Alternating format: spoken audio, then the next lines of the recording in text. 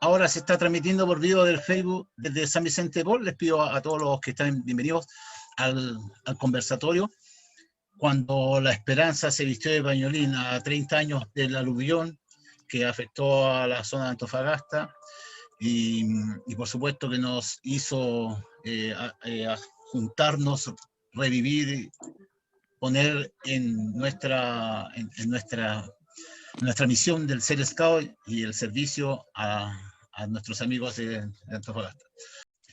Hola, buenas noches a todos, bienvenidos a este conversatorio. Las imágenes son fuertes, ¿no? Aquellos que estuvimos en la ciudad en ese entonces, para los que no conocen nuestra ciudad, fue partida en más de 4 sectores. Las aguas lluvias contenidas en las quebradas, digamos, que están en la parte superior de la ciudad de Antofagasta, bajaron con mucha fuerza en la mitad de la noche, y obviamente mucha gente no despertó más, ¿ya? Despertó a oscuridad y siendo arrastrada por las aguas calles abajo. Fue algo dantesco, como diría algún escritor. Bueno, nosotros como Movimiento Scout, a mí me tocó en esa oportunidad de estar como jefe de distrito, y no fue una tarea fácil, primero porque en ese entonces no teníamos estos equipitos que el día de hoy hacen una gran labor, ¿no? Y nos mantienen a todos preocupados del Facebook, del WhatsApp, del Instagram, en fin. Y esa forma no existía, digamos. La única forma, como dijo mi hermano Otto, que está por los sures de Chile, nos comunicamos telepáticamente, ¿ya? Sencillamente salimos todos de alguna manera y empezamos a conectarnos. Fue lo que fue la primera asistencia. Nos encontramos en la Intendencia con muchos dirigentes y entramos a hablar a la Intendencia, nos invitaron, nos convocaron. Obviamente las puertas estaban abiertas porque todo era un caos. La ciudad estaba totalmente anegada con barro, escombros y aún en búsqueda de muchos cuerpos, digamos. No fue una tarea fácil. Y todos los niños, los bastos, scouts, guías querían salir a la calle a prestar servicio. ¿Ya? Eso es algo muy innato del movimiento guía scout, de servir a los demás. Y obviamente también los niños. Dije una consulta para ese momento, más o menos cuántos grupos teníamos en Antofagasta en ese tiempo, y pertenecíamos a un solo distrito. Eso también es bueno aclararlo. Correcto, había un solo distrito, el distrito de Antofagasta, y me parece que éramos 15 grupos aproximadamente en ese entonces. Estábamos ya en las condiciones de poder tener un segundo distrito, fue lo que pasó en los meses siguientes, digamos. El año siguiente se realiza esa multiplicación, no división, multiplicación. Los scouts no dividen, multiplicamos. Y obviamente eso permitió obviamente generar otra situación. Pero en ese entonces estábamos todos juntos y obviamente primero se organizaron a nivel grupal. Eso permitió que los grupos pudieran canalizar toda la iniciativa de los niños. Y me recuerdo que Sergio Guim, papá, abrió su instituto que tenía de capacitación de la prueba de actitud académica en ese entonces, como un primer lugar de encuentro y también de recepción de alimentos no perecibles, pañales y cosas como eso, que se abrió y todo el mundo comenzó a llegar ahí. Y también el liceo comercial, que estaba a un par de cuadras cercanas, que también fue un lugar de recolección. ¿Ya? Bueno, la intendencia, dime. Eso, ¿cómo es la recepción de uno tiene en la memoria presente que frente a desastres naturales como el aluvión o un terremoto, existe una ONEMI o una organización territorial de intendencia que inmediatamente uno dice, ellos son los que funcionan? ¿Por qué o cómo fue que los scouts recibieron como la batuta de hacer, o fueron reconocidos para organizarse a este trabajo? Bueno, cuando nos sentamos, estaba también Otto, me parece, también en esa primera encuentro en la Intendencia, ¿no? Nos sentamos allí en la mesa, era todo un caos. O sea, no existía la ONEMI propiamente tal como la conocemos el día de hoy, que tiene equipos de comunicación, en fin. Y nosotros previamente había llegado Sergio Guín, hijo, y dijo, yo tengo algunos vehículos a disposición, y eso permitió sentarnos a la mesa y decir, nosotros tenemos móviles para poder de alguna manera transportar y movilizar personas. Además, se contaba también con varios 11 metros, que eso permitía la comunicación, que fue un tema esencial. ¿Ya? La comunicación en este tipo de eventos de emergencia es necesaria, digamos. En la Intendencia obviamente estaban recibiendo toda la ayuda posible porque la ONEMI en ese momento, que era una oficina muy pequeña, no existían los recursos, ¿ya? Entonces, los scouts que llegamos en ese momento era un buen apoyo, una buena ayuda, porque obviamente veníamos con mucha fuerza de servir. Ese fue nuestro plus, digamos, de queríamos servir y apoyar a los demás. De hecho, la Intendencia no tenía operadores de radio. Nosotros como Scout teníamos alrededor de 4 dirigentes con su licencia y obviamente nos tuvimos que ir turnando en la Intendencia para poder operar los equipos, digamos, del gobierno para poder apoyar en las transmisiones radiales oficiales en esa radioestación. Digamos. Lo más terrible era recibir la nómina de los fallecidos, ¿ya? Y ahí donde aparece nuestro hermano scout Vladimir Saavedra, que fue uno de los que falleció durante la madrugada, o sea, la mañana del 18, alrededor entre las 9 y las 10 de la mañana. Bueno, y para todos los que están escuchando y viéndolo, quiero dar la bienvenida a muchos que se han estado sumando al conversatorio y frente a ya 30 años del aluvión que azotó Antofagasta y cómo los scouts en ese tiempo pudieron hacer frente a una tarea de servicio y cómo lamentablemente fue víctima nuestro hermano Vladimir Saavedra también dando todo el servicio e incluso la vida por esta acción. Pero los scouts estuvieron presentes ahí y se desarrolló, como nos contaba Jorge, esta organización, este reconocimiento, es decir, que teníamos una experiencia de poder tal vez esta disciplina que tenemos, esta voluntariedad, esta estructura que funcionaba, pero no era suficiente tampoco. O sea, también nos pilló un poco como casi con la responsabilidad de asumirlo bien, y en eso aparece y se empieza a crear una organización llamada OFEMSCA, que estuvo a cargo de Fernando. Si tú nos puedes contar un poco cómo aparece esa como organización de emergencia. Fernando está en el sur y está con el micrófono apagado, por eso no podemos escucharlo. Ahí sí. Me van a disculpar, yo soy con esta cuestión. Buenas noches a todos, un saludo fraterno a los que conozco y a los que no conozco. Bueno, sí, pues, OFEMSCA, como les contaba o recordaba a algunos, en realidad era una idea que estaba puesta en un papel hacía un tiempo atrás, del terremoto de Arica del 87.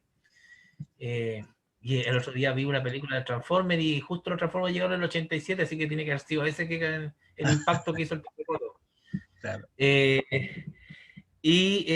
Lo que pasó es que esa madrugada, como a las 6 de la mañana, salimos con...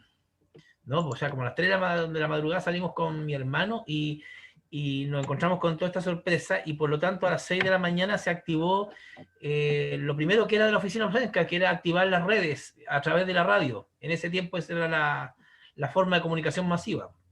Claro. Y entonces se llamó a todos los scouts que querían servir que fueran a la dirección donde estaba mi casa, que básicamente ahí teníamos como una bodega que daba justo a la calle, y que decidimos instalar ahí el punto, digamos, la central de operaciones. Y empezamos a funcionar. Para nosotros en realidad la máquina fue súper rápida, empezamos a darle nomás y cada uno llegaba con herramientas, guantes, con lo que tuviera, y empezamos a organizarnos rápidamente, se armaron cuadrillas.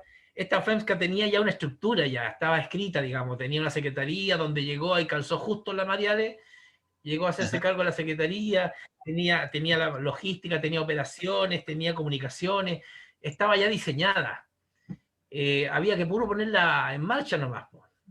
Entonces,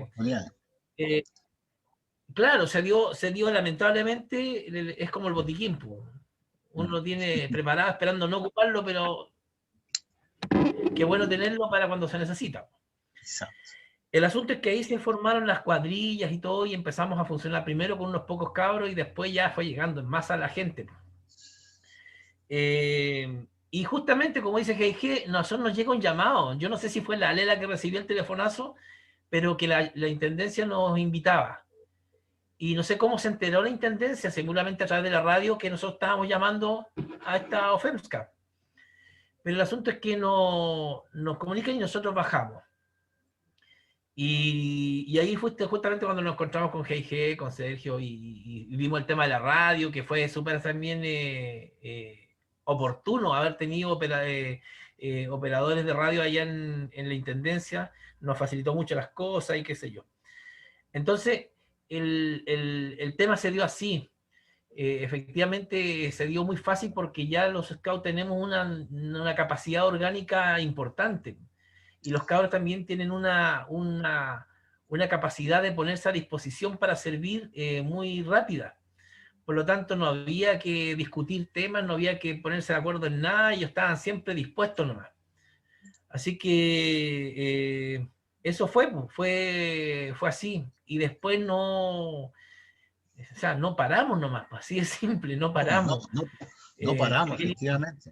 No paramos. Yo te lo hablo también lo hablo de la experiencia, porque también estuve en la acción de servicio, y decimos no paramos porque se generaron albergues para los damnificados del aluvión, y en eso estuvimos trabajando también con un movimiento. María Alejandra estuvo a cargo de algunos albergues, si nos puedes contar algo de eso. Ya. Hola chiquillos, voy a darle la bienvenida yo a la Ceci Saavedra, que está por ahí, hermana de Vladimir, a Viviana Sepúlveda de la Oficina Nacional, a Adolfo Rojas también de la Oficina Nacional, a María Teresa, que es la Comisionada Nacional de Pioneros. Muchas gracias por estar presentes, muy amables. Yo no estuve a cargo de un albergue, pero sí trabajé casi 2 meses. Afortunadamente en ese tiempo yo trabajaba con mi papá, entonces al otro día me desaparecí y no volví nunca más a la pega. Eso fue así, entonces volví a la casa como cada 3-4 días. Al igual que todos, salimos como a ayudar en lo que se pudiera. Y nosotros, yo tengo anotado aquí, tengo un torpedo, perdón, de los lugares donde estuvimos los scouts, entre ellos la Intendencia, la Dideco, la Municipalidad, Madeco, que fue cuando llegó el Hércules. En la Dideco llegó el Hércules, y cuadrillas de los scouts fueron a descargar el Hércules. Todo eso de ahí venían colchonetas, etcétera, y todo eso lo organizamos nosotros en la Dideco. Estuvimos en los armados de carpa de la Cruz Roja, que eran unas carpas que eran solamente como un toldo así, y con unas estacas de este vuelo que había que agarrarla como entre dos para pegarle un mazazo, y de esas me acuerdo que armamos como 3 carpas en todo lo que era la falda del cerro, a la altura de La Bonilla, a la altura de Villa El Salto, y otra más lejos. Estuvimos en cuadrillas trabajando en la Villa El Salto, en la René Schneider, en la población Bonilla, en la Villa El Ancla, y donde la verdad es que como andábamos todas a pata, o haciendo dedo, y afortunadamente el pañuelín para eso ayuda mucho, nos podíamos trasladar sin problemas, pero así que donde había una cuadrilla scout, donde había alguna casa que sacar barro, nos bajábamos y ayudábamos. Después de eso, como la semana después, nosotros llegamos al albergue que es de la escuela de 65, y conversando con mis amigos acá, los scouts tuvimos a cargo 3 albergues, en 3 escuelas distintas, en 2 en las cuales solamente era por el día, o sea, la gente iba a comer, iba a lo mejor a asearse, qué sé yo, y después volvían a sus casas, porque toda esta gente que perdió casas, etcétera, tampoco querían dejar solo lo que le quedaba de hogar, el sitio, no sé, pues. Entonces para poder volver, y ahí solamente en esos 2 albergues se hacían, digamos, durante el día la atención. Y en el albergue de la escuela de 65, que estuvimos la mayoría, bueno, ahí fue como una atención completa, porque ahí desde el ayudar a las tías a servir el desayuno, a cuidar a los niños cuando los papás salían a limpiar sus casas con cuadrillas de los scouts, había que limpiar los baños, había un tema de seguridad, porque ahí se turnaban las rutas. Recuerdo la ruta del San Vicente, del San Francisco, del Zorros de la Chimba, del Santa María, que se turnaban para hacer guardia en las noches, y siempre había un mote que contar, a alguien que no se quería, porque querían, había que separar los dormitorios, y las familias que no se querían separar, era toda una logística ahí para convencer a la gente que no podíamos tener la familia y otra familia al lado y otra familia al lado, que separar dormitorios de hombres y de mujeres. Las chiquillas, yo me acuerdo como anécdota que tenían como una cuadrilla sacapiojos, porque todos nos llenamos de piojos, ahí, porque pasamos mucho tiempo en ese albergue donde almorzábamos y nos íbamos tarde, también ahí nos llegaba la ropa y la seleccionábamos, entonces la pusimos como una especie como de boutique, así como para que fuera más digno, porque en el fondo la gente llegaba con la ropa sucia y esa ropa se botaba, porque a dónde no teníamos ni agua como lo justo y necesario. Y toda esa logística la vio también Ofemska, o sea, ahí había un grupo de gente que se hizo cargo del albergue y 5 días estuvo uno o 5 días estuvo otro, pero estuvimos alrededor de 2 meses hasta que la gente se pudo regresar a sus casas. O lo triste fue cuando en Antofagasta se hizo un campamento de aluvionados. ¿Qué pasó? Dale, sí, son imágenes. Se hizo un campamento de aluvionados, que es donde llegó el Papa, y ahí la gente se tuvo que ir para allá, y eso fue bien triste, porque en el fondo no querían alejarse mucho de su casa. Bueno, con el correr del tiempo, ese campamento yo creo que tiene que haber durado al menos menos de un año, hasta cuando la gente se pudo poner de pie, pudo regresar a su casa, pudo limpiar bien, etcétera. Así que ese fue como el trabajo en general de todos los scouts, y sin tener una directriz así como hay que hacerle caso a esta persona, no. Aquí, bueno, hicimos caso transversalmente todos nos pusimos a disposición, y hay muchos que dejaron de ir al colegio por estar ayudando en los albergues. Bueno, todos dejamos, en realidad, yo creo que el primer mes todo el mundo abandonó sus deberes, como le digo yo, mi papá casi me despidió, pero no me despidió. Y esa fue la experiencia en los albergues, más o menos. Los scouts, como decía, seguimos desde el primer momento, en forma personal, en las casas, porque unos alcanzaron a hacer el rescate de agua y de barro en sus propios hogares o de los vecinos, y después inmediatamente ponerse a disposición de ya, y qué más, yo ya dejé listo mi casa, voy a ayudar, y después seguimos. Fueron 2 o 3 semanas, casi un mes estuvimos en esta situación, lo que nos permitió unirnos mucho, saber cómo valorar nuevamente que teníamos un espíritu scout que se había puesto a prueba y que lo teníamos muy fuerte, muy grande. Muy grande. Gracias, Mariale, por tu experiencia. Tenemos varios invitados al conversatorio, y quisiera que los que estuvieron ahí también en esa zona, en ese momento, pudiéramos comentar de qué pasó, cómo aplicaron los scouts, su experiencia desde la emergencia. No sé si, Taro, estuviste por ahí, Chino Chico, Manuel. A ver, Chino, dale. Yo creo que cuando uno ve las fotografías, no se alcanza a visualizar bien el drama que existió. Para que ustedes se den una idea de hasta dónde llegó el barro en las casas, yo estuve en una cancha de básquetbol, en una población, y esa cancha de básquetbol yo me paré al lado del aro, y el aro, subido al barro, me llegaba a los tobillos.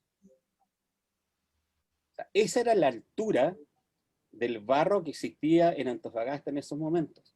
Entonces, no era un hilito de barro, no. Pasaban refrigeradores, pasaban galones de gas, pasaban muebles, y lo más lamentable, bueno, no lo voy a comentar, pero fue una cosa bastante terrible, y que de alguna manera también no nos facilitaba el hecho de poder llegar, ¿ya? Porque, como reiteramos, Antofagasta estaba dividido, o sea, estaba cortado, ya ni siquiera había que pasar con camionetas 4x4, sino simplemente no se avanzaba. Entonces, por lo menos son los 2 primeros días. Así que eso más o menos, Ratón. Gracias. Oye, pero dentro de esta estructura, quiero volver a consultarle a Otto, Fernando, la estructura de los scouts, esto de utilizar el método de scout, de los pequeños grupos, de hacer como una acción de servicio. La ofensa creó algunas como cuadrillas, ¿cierto? Que se organizaban, entregaban almuerzo, iban a ser destinados a diferentes sectores. ¿Cómo fue ese proceso, Fernando? Hoy, no sé qué, a mí se me fue, no sé qué onda. ¿Me están escuchando? Sí, te estamos escuchando, perfecto. Dale. Es que yo no veo a nadie ahora en este minuto. Ya, dale, pero te están todos viendo. Dedica Punta Arenas. Ya, bueno. Comentarles que hay una cosa que yo creo que es súper importante. A nosotros se nos da fácil organizar a los scouts, porque ya hay una disposición a ponerse a disposición, valga la redundancia. Y cada uno se pone en el momento en que está como le corresponde, nomás. O sea, no hay disputa de posiciones. Entonces, cuando la gente empezó a llegar, obviamente a los más adultos, a los jefes, se les hacía dar responsabilidad, y empezamos con cuadrilla al comienzo. Pero lo curioso, o lo lindo también, es que se dio que nosotros pudimos hacer no solo cuadrillas de trabajo, sino que, como decía Marale, 3 albergues, y estuvimos casi, porque estuvimos conversando por otro albergue que ya no éramos capaces de tener, un cuarto albergue. Se trabajó con la alimentación, que en un momento determinado se alimentó más de 120 personas en la casa por día. Se hizo trabajo con la intendencia, se hicieron rondas médicas de los dirigentes que tenían ciertos estudios médicos, kinesiológicos y etcétera. Se buscó y se hizo rondas médicas, no sé si se recuerdan, a la población del sector de La Chimba, de la gente del basural, donde se fue a asistir y se hizo rondas médicas. Esa población, por ejemplo, la intendencia no la conocía.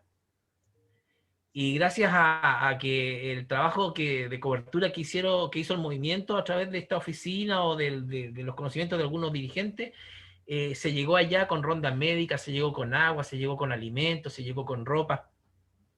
Entonces, es interesante entender que la metodología Scout nos permite respaldar una orgánica que pueda ser muy efectiva en un momento de emergencia.